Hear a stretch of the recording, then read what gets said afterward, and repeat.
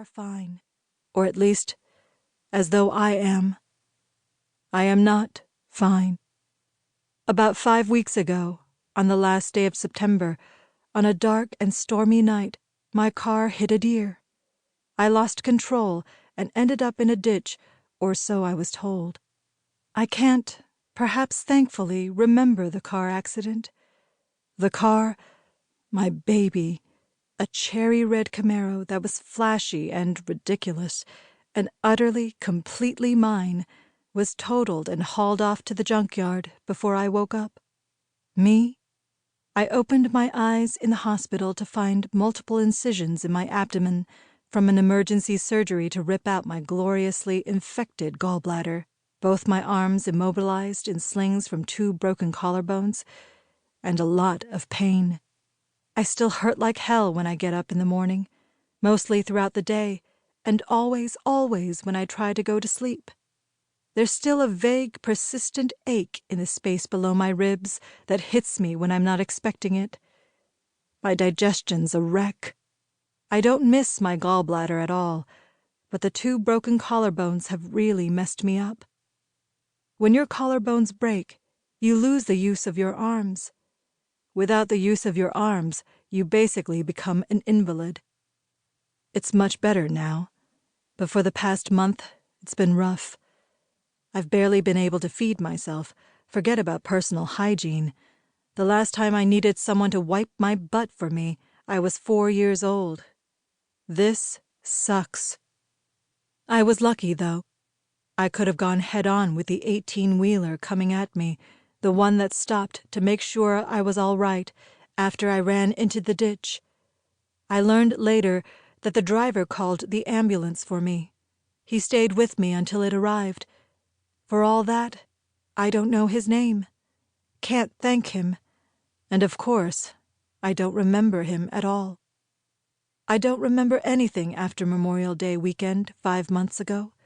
Driving to the beach with my best friend, Val, the windows of my sexy car rolled down, and the summer's pop hits cycling through the radio stations that changed from town to town.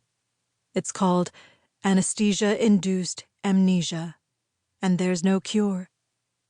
I might one day spontaneously recall what happened between the end of May and the first week in October, but it's more likely that I'll never get that time back.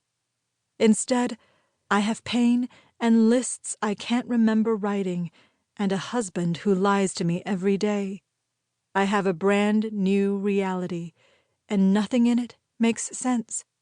The accident didn't kill me, but I'm not sure how I'm going to survive it. Chapter 2. Valerie.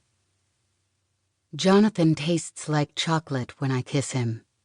His mouth is warm, hot even. I breathe him in and pull him close, and I hold him next to me until he rolls away and tosses off the covers so he can leave the bed. Don't, I want to say. Don't go. Of course, I don't say that, no matter how much I want to. It would sound desperate and grasping, and even if that's how I feel about him and this situation, it's not how I want him to think of me. I watch as he gets out of bed and walks naked to the bathroom. I listen as he takes a long, hard piss, the water in the toilet splashing. He doesn't close the door. I guess we've been together long enough to feel comfortable with an open bathroom door. Long enough that we don't have to pretend that we don't have bodily functions. With someone else, this would be irritating. I'd want to keep the magic, whatever that means. With him, it's intimate. I want to make it permanent. When he comes back to the bedroom, he looks me over. I haven't pulled up the covers. I want him to see me naked. I want him to crawl back into bed with me, to cover me with his body, to put his mouth on mine, to kiss me there and in lower places. I want to make him cry out my name, the way he does every single time.